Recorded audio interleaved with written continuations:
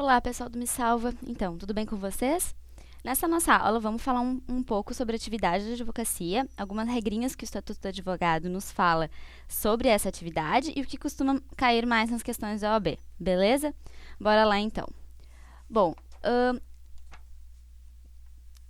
quem vocês imaginam que pode ser chamado de advogado no Brasil? Todo mundo que se forma em direito, enfim, pode já ser dito como advogado?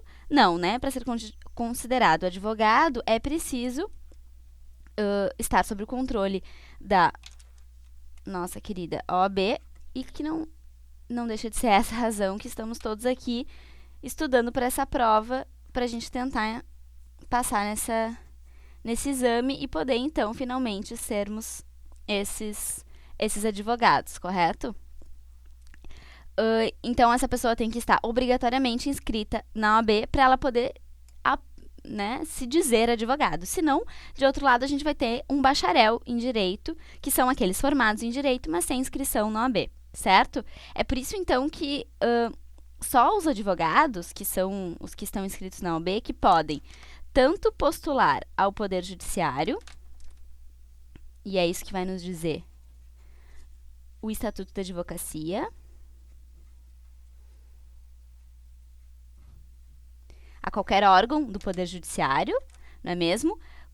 Quanto a lei faz uma especificação em relação à postulação nos juizados especiais.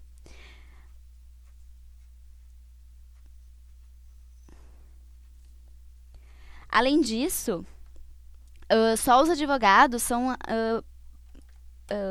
autorizados pela lei a prestar tanto 3 atividades além da advocacia propriamente dita, não é? A consultoria jurídica, a assessoria e, por fim, a direção jurídica. Consultoria, assessoria e direção jurídica. Então, essas 3 atividades, embora não seja a advocacia propriamente dita, como a gente está acostumado, elas também são consideradas atividades privativas do advogado e também, então, esses profissionais precisam estar inscritos na OAB, certo? É aquela chamada, então, capacidade postulatória, né, perante o Poder Judiciário, aquilo que o advogado, então, possui que lhe possibilita essa atuação. Lembrando que impetrar habeas corpus não é atividade do advogado, então que todo mundo pode. E, além disso, pode ser feito por qualquer cidadão, não é, então, um ato privativo de advogado. Lembrar disso porque, às vezes, eles tentam nos pegar por essa questão. E também a mesma coisa se dá em relação aos órgãos administrativos. Órgãos administrativos também não é necessário ser advogado para atuar, então também todo mundo pode postular nos órgãos administrativos.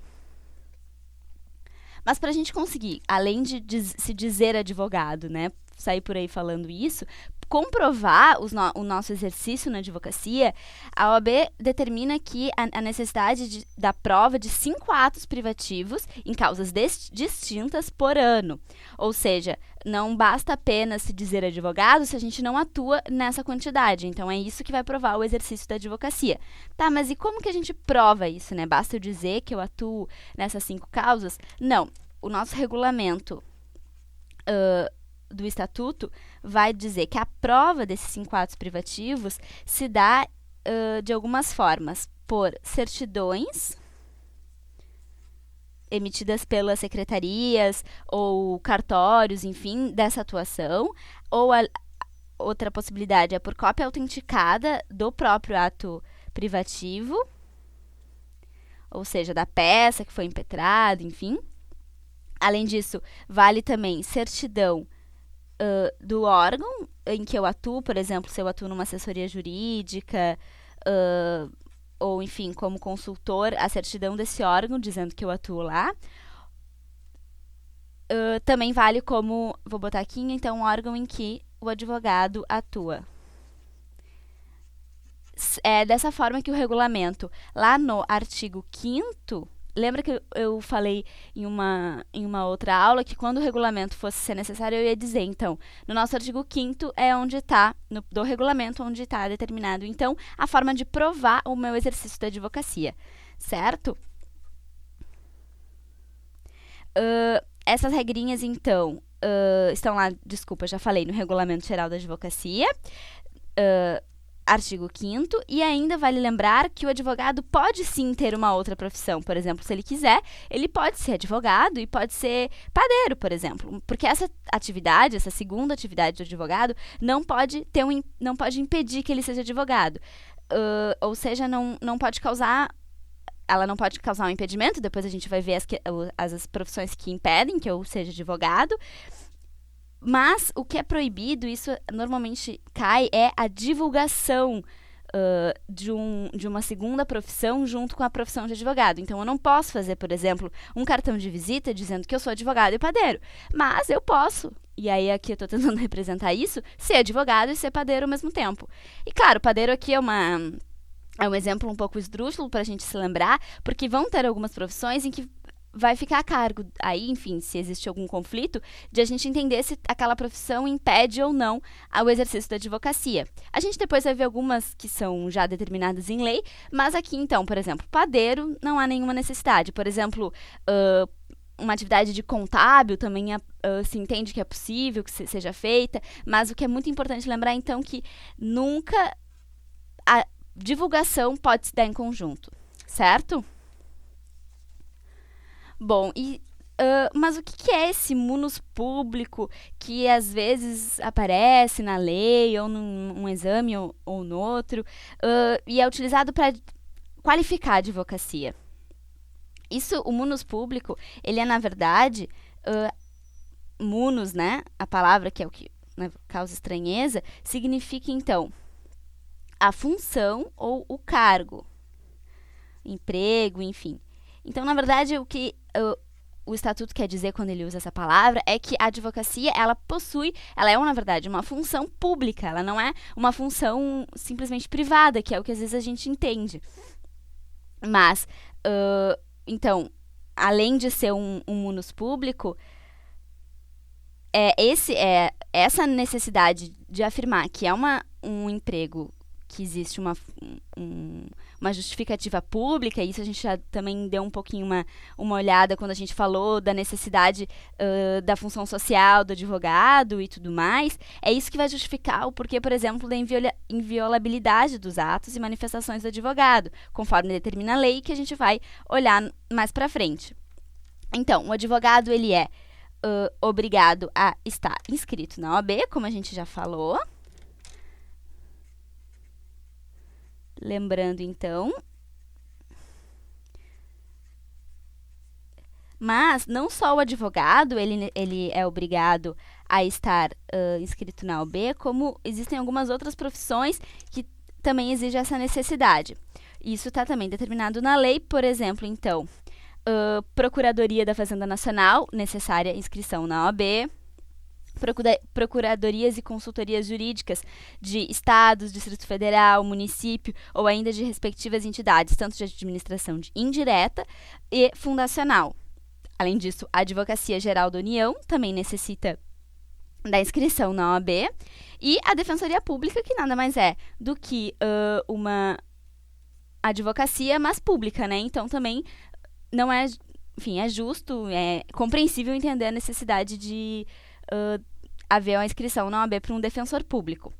Bom, mas além dessas profissões, que não são bem advogados, mas que existe a necessidade de inscrição da OAB, e estagiário? Estagiário é gente? Quer dizer, estagiário precisa de inscrição na OAB? Como é que funciona isso?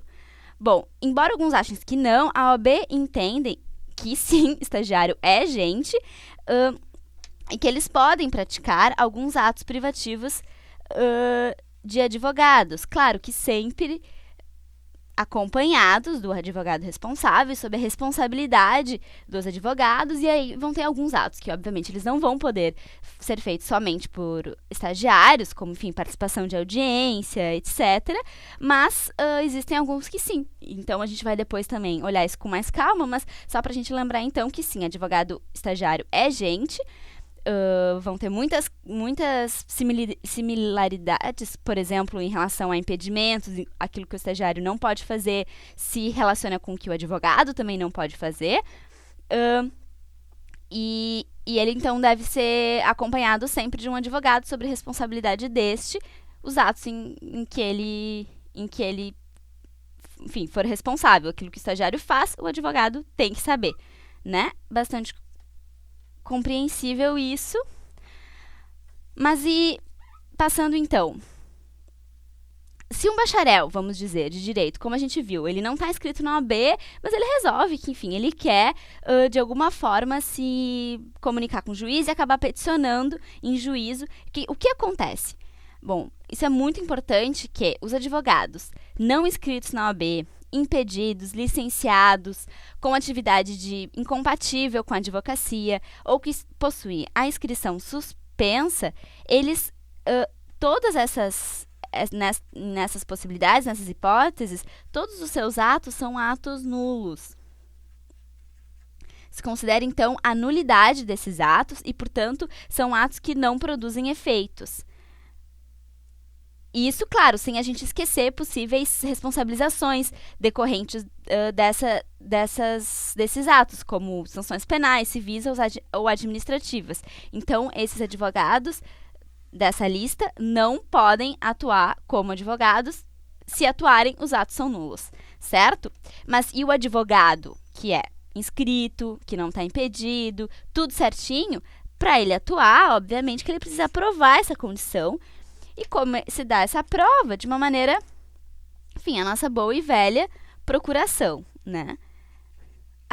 O Estatuto da OAB vai dizer que essa procuração ela não precisa ter efeitos especiais. Na verdade, se considera que uma procuração com poderes gerais para o foro é suficiente, né? Ele habilita que o advogado haja, então, em nome do cliente, tanto independente do juiz ou da instância, mas claro que para algumas representações há necessidade de poderes especiais, certo? Quando o advogado não quer mais atuar, entretanto, quando ele, por alguma razão, ele desiste dessa procuração, ele acha, enfim, sei lá, o cliente não pagou honorários, algo nesse sentido, ele não pode simplesmente rasgar essa procuração, né, e não, enfim, deixar de agir simplesmente. O que ele vai ter que fazer, então? Notificar o cliente por carta R. Lembra que aquela carta que é com aviso de recebimento, tá? E depois, então, que ele notificar o cliente com essa carta R, ele comunica ao juiz dizendo, então, que ele não atua mais. Mas, nesse caso, ele não pode simplesmente abandonar e nunca mais aparecer e esquecer desse processo, embora muitos queiram. Porque o advogado fica, por lei, obrigado por 10 dias após essa comunicação. Desculpa, não após a comunicação, né? Após o juiz determinar, então, que ele não está mais no processo. Então, nos próximos 10 dias, se houver algum prazo, alguma audiência, ele é, assim, obrigado a fazer. Esses 10 dias, eles só deixam, esse prazo só termina em caso de haver a substituição por outro advogado antes do prazo, antes do término desses 10 dias. Situação, então, em que ele é liberado e não precisa mais atuar naquele processo. E um último lembrete importante, normalmente o advogado sim precisa da procuração, mas há uma exceção. Em caso de urgência, essa procuração ela pode ser, digamos, deixada de lado e o advogado atua no ato necessário, na audiência, na petição e junta a procuração em até 15 dias. Esses 15 dias ainda podem ser prorrogados por mais 15, certo? Mas isso são casos de urgência, em que, por alguma razão, não foi possível ter a procuração anterior ao ato.